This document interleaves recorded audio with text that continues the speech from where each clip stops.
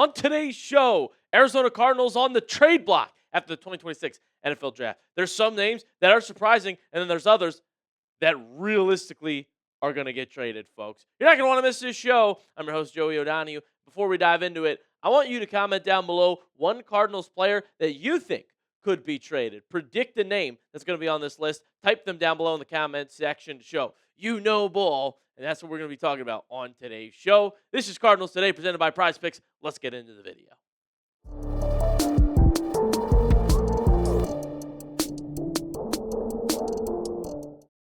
Officially welcome in. I am your host, and we actually have some breaking news from Adam Schefter that Calais Campbell, who played in Baltimore from 2020 to 2022, is returning on a one-year deal with the Ravens. The ageless Calais Campbell will turn 40. This is his 19th NFL season. So I know a lot of folks wanted Campbell back in Arizona. It's an unfortunate loss, but I did predict this. If you go back and watch my videos, a long time ago, I said I don't foresee Campbell returning to the Arizona Cardinals, and unfortunately, that is the case. So a blow there to the defensive line. He is in Baltimore. Who else could be heading out of Arizona? The first name I'm going to put on this list is Marvin Harrison Jr., folks, because everybody likes to talk about it. Everybody likes to bring up other fan bases saying they could trade for Marvin Harrison Jr., that he's on the trade block, and Cardinals fans are very split on this. But why the rumors would potentially circulate and somewhat favor the Cardinals is this. Marv is still valued by other teams in the league, and there definitely would be suitors if the Cardinals made him available. And unfortunately, he just simply has not lived up to the hype at all of being the 4th overall pick in the NFL draft. We just haven't seen that. I haven't seen 1,000 yards. Like, a lot of unnecessary drops, too, with Marv. Injuries, too, right? Heel, foot last year, couldn't play all the games. And so, maybe the hype, just because of his dad, was, not as warranted as we think. And Marv is still on a rookie deal, and so that's more incentive for a team to trade for him and give up more for him, right? There's still a value you could get from Marvin Harrison Jr. Heck, you might be able to get a first-round pick in 2027, which I think the Cardinals, from an organization standpoint, would love. But if they still value him as that 4th overall pick or close to it and think that he could be unlocked, he could be unleashed, well, then that makes no sense for them to trade Marv. Mike LaFleur talks as if he wants to be the one to unleash Marvin Harrison Jr. And I have always said, I didn't think Jonathan Gannon was the worst head coach that Marvin could have had. So I'd give it one more year. I think more likely than not, the Cardinals are going to give this one more year, and then final year of his rookie contract, if things don't look like it's trending his way to be re-signed, absolutely I'd predict Marvin Harrison Jr. to get traded if that's the case next year, but I wouldn't say so this year. But if we did buy into these rumors for a second here, humor me. Here would be the deal. What if the Cardinals get a first-round pick in 2027 to give up Marvin Harrison Jr.? That could be from the Bills, could be from a team like the Eagles. A team that's trying to win right now and needs a receiver, is a receiver away. Would they offer their first in 2027, and would you take it? Let me know in the comment section if you would accept this trade by typing A for accept, D for decline. Let me know. Get that letter in the comment section and let me know what you think about this concept. We got more trade candidates for the Arizona Cardinals here on the back half of the show.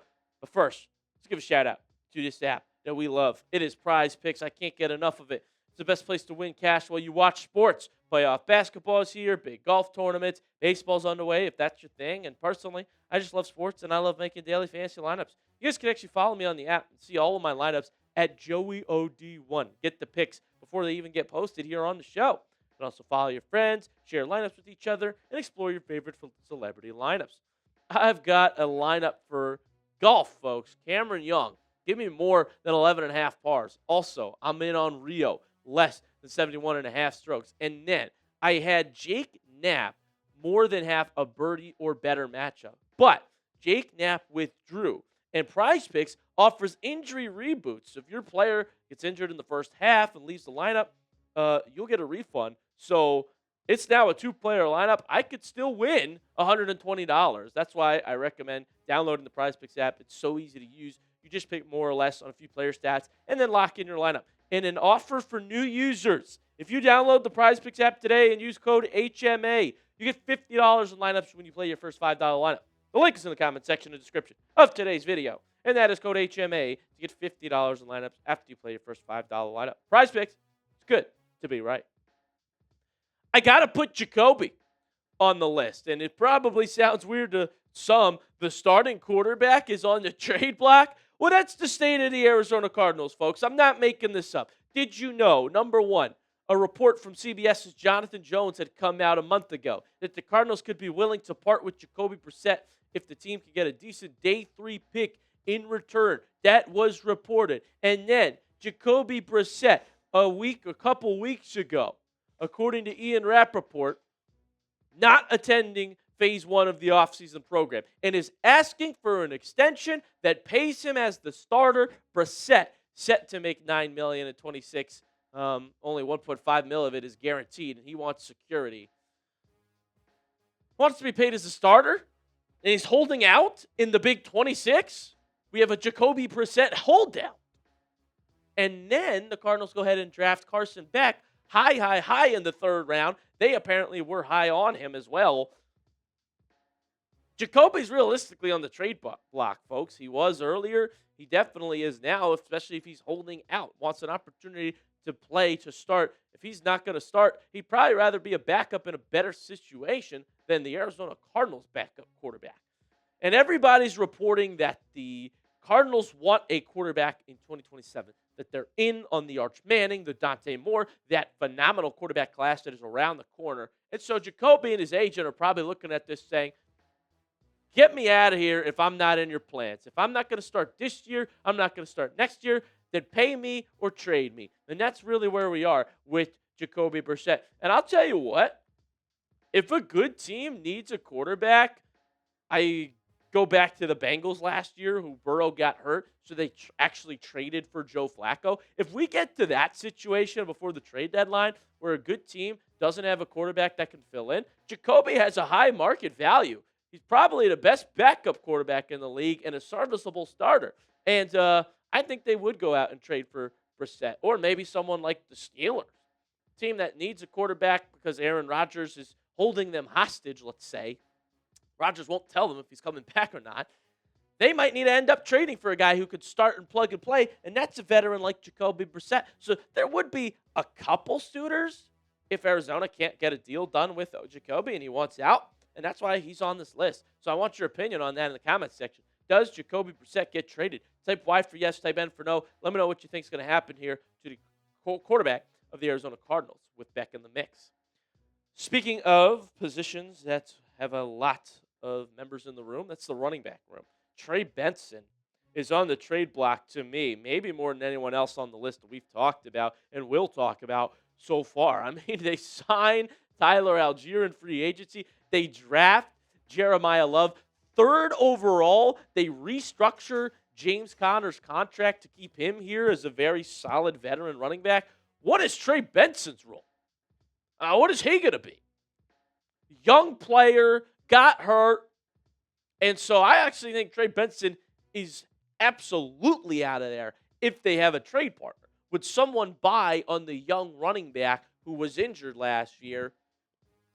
Probably not too high of a draft pick, but I think Arizona gets a 2027 pick, who, remember, that's the draft that teams are coveting picks for right now.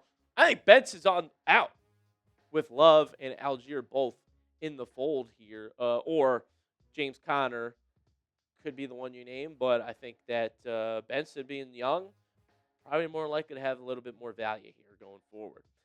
Next up, we're going to list Budda Baker as well. A lot of really good football players on this list, and unfortunately for a team like the Cardinals, I bet the fan base is saying, heck no, I don't want to trade a player like Budda Baker. I'm with you. I don't want to trade Budda Baker, but here's why it might happen for Arizona. He's a player that's 30 years old and getting older.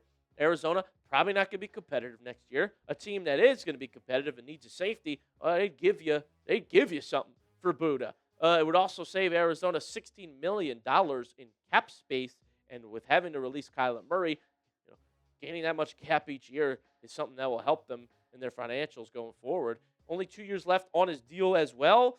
probably not going to return to Arizona when that contract's up. And so, again, probably makes more sense when he's on a contract year, but something to consider right now for Budda Baker, who's still balling in the National Football League. I mean, 120 tackles last year, 164 the year before, and he's playing most of the games, if not all the games. Got an interception, half a sack last season too, and so he's still a very good football player, very productive player. Like, I don't want to trade Budda Baker. Selfishly, I would love to keep him on this roster. Calais Campbell already gone, as I reported at the top of the show, and so I don't want to be in the market of giving up our good players. But unfortunately, for where the Arizona Cardinals are right now, the hole that Monty Astaford and the boys up there have dug us into, well, you're in the market of entering a rebuild if they get off to a bad start here before the trade deadline and need to just go all in on the 2027 draft. Which brings us to our last good player that has been talked about as a trade candidate for Arizona, and that, once again, is the edge, Josh Sweat. Arizona didn't necessarily draft an edge to put opposite of Josh Sweat, even though it was their biggest need. And remember, a month ago, Easton Butler, Packers blogger, had said that Josh Sweat requested a trade per a source, and the Packers and Eagles are both reportedly interested in him. Philly trying to find another star on the defensive line. And actually, a report had come out from maybe a more trustworthy source in terms of Cardinals news, and that's Johnny Venerable from PHNX. He said, "I think that Josh Sweat gets traded.